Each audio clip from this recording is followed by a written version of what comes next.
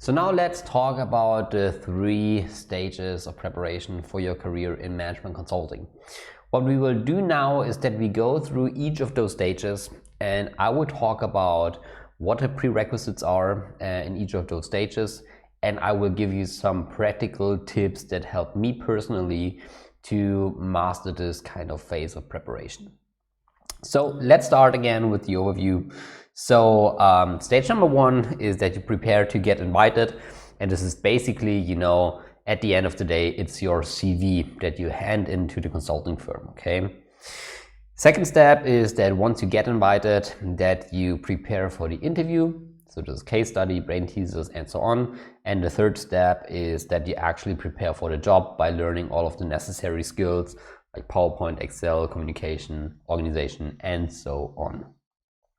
Let's start with stage number 1, prepare to get invited. So first of all, let's talk about the important criteria that you need to fulfill in order to get invited. So this is basically what you can show or have to show on your CV. Those are the 5 factors that consultancies take a look at. And believe me, now I'm also involved in recruiting activities, so those are more or less the most important factors. The weighting is different, so some firms have a stronger focus, for example, on your academic background, while for others it's more the personality.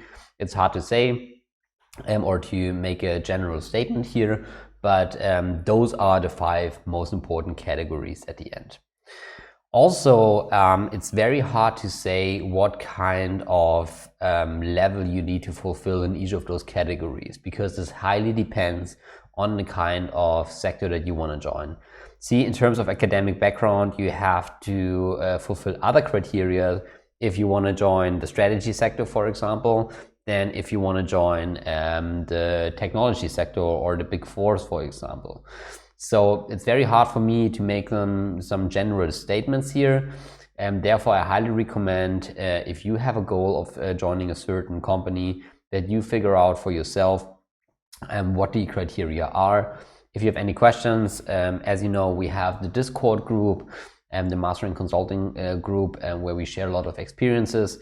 So this probably helps to get a good overview. You can also ask me for my opinion in the chat. But it's very hard to make, general statements, because first of all, it differs from firm to firm, and second, this also sometimes changes over time. Nevertheless, let's talk about those 5 factors. So the first factor, and this is probably the most important if you want to join consulting, is that you have a strong academic background. So why is this the case?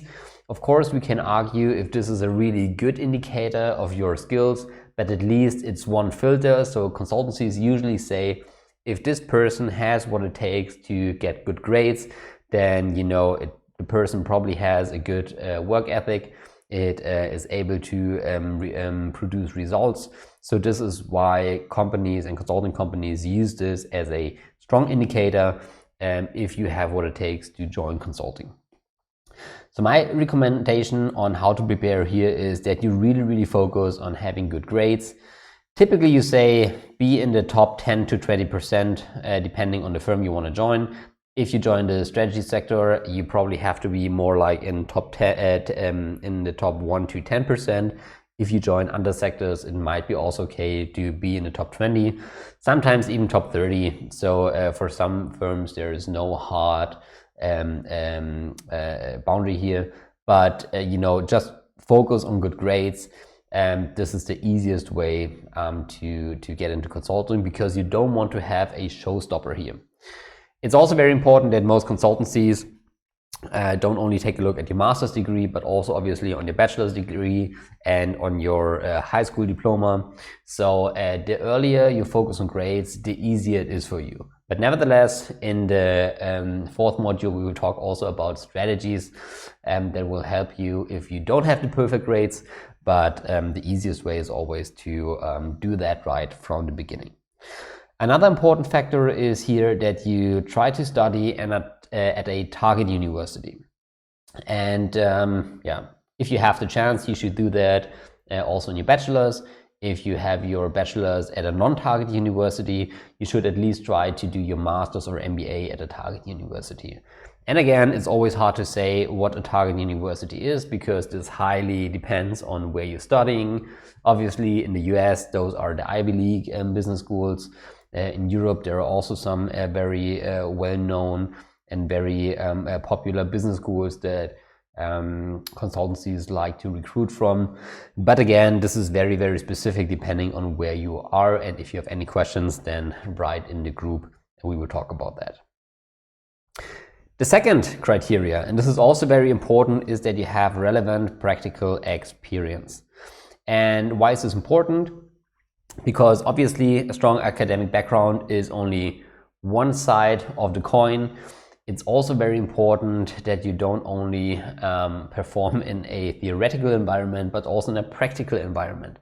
And if you have very good practical experience, and this means that you have done internships in a consultancy before, or in a related sector like finance, or like in a strategy department of a large corporate, this shows that you have the basic skills like PowerPoint, Excel, communication, and so on, that you also need to perform in management consulting. If you are right at the beginning, then it also helps, and this is the road, or this was the kind of strategy that I had, was that I joined student consulting clubs. Okay, so this was my practical experience that I brought into my first internship. And if you have nothing at the beginning, then think about Creative Ways. Student clubs, I think, are a great way to get your first practical experience. And after that, obviously, you just try to get more and more experience in management consulting. The third criteria is or are extracurricular activities. And this means basically that you show that you are not only a nerd that is totally focused on academics and your practical experience, so that is only focused on your career. Because you see, in management consulting, you spend like more time with your consulting team than with anyone else by far. Okay, like you typically have a, let's say on average, 60 hour work week, at least in strategy consulting, and you spend a lot of time with your colleagues. And obviously they want to see that you are a team player, okay, that you aren't just working for yourself, that you're not just only career oriented, but that you're also a cool person to hang around with. And that's why extracurricular activities are so important, because they show, okay, this person can also behave very well in a social environment. And what I recommend, and here it's up to your creativity, is that you join some kind of club, or that you have some kind of hobby where you can show that. So for some people, that's sports. For me, at the very beginning, this was obviously music, so playing in a couple of bands obviously taught me a lot about team dynamics, social behavior, conflict management, stuff like that. But there are many other organizations or NGOs that you could join. So this is up to you, up to your interests. But I think it's important to also, have some extracurricular activities on your CV that show that you have very strong social skills as well. The fourth bucket are the possession of necessary skills. And what do I mean by that? So if you join in consulting, and if you have a strong academic background, if you have great practical experience, if you also have extracurricular activities, this shows me that you are, a driven person and that brings a lot to the table. But maybe I also want to see some proof that you have some practical experience or some, technical know-how in a certain field of area. And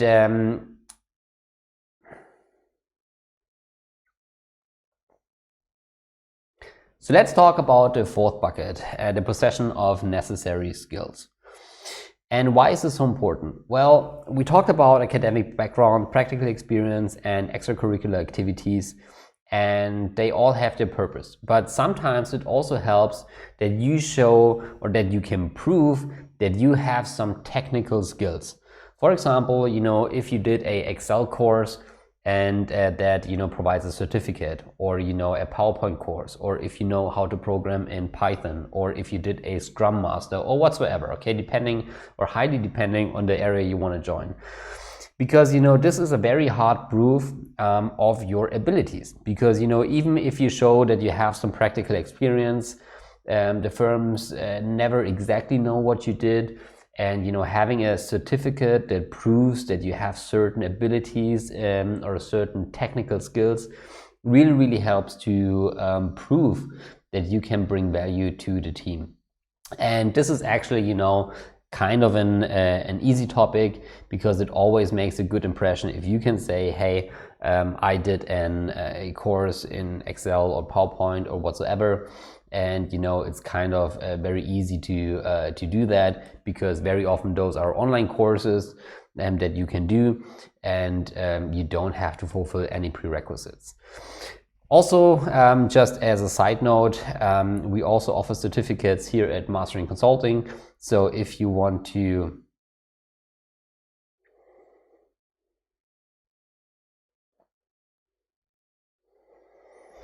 And the fifth factor I want to talk about is the factor of a great personality. And obviously, this is a very soft factor, and this is probably something that is very hard to show in your CV. But nevertheless, I wanted to have it on this list. The point is, all of those things that I showed before are more or less hard topics. Okay, those are like academic background. So this means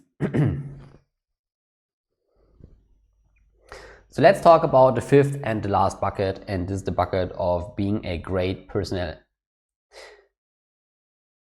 So let's talk about the fifth bucket. It's the bucket of a great personality.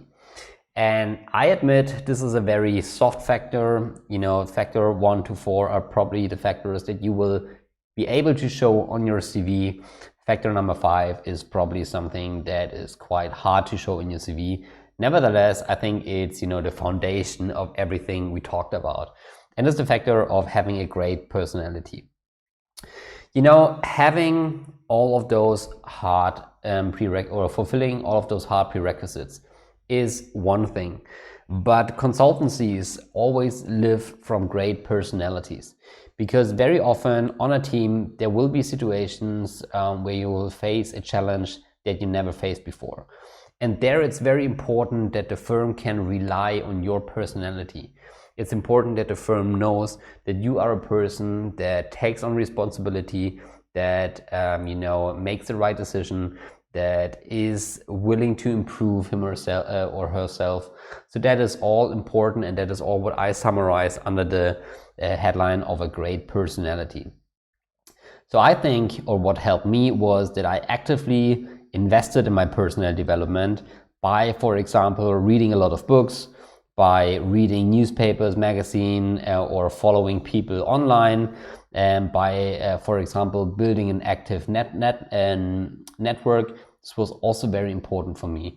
So everything that helps you to grow as a person, to also have some, you know, knowledge about business, to also have some general knowledge about what's going on in the world, also to have a network that, you know, with people from various sectors that help you with questions that you might have. All of those factors might be or are actually very helpful if you want to be successful in management consulting. So that's why I also included that here into the list. And the earlier you start with, for example, reading, the better it is. So that's why I also include that, and that's why you should also focus on that. So that's it for stage number 1, preparing to get invited. And I hope this brought value to you, and in the next video we will talk about stage number 2.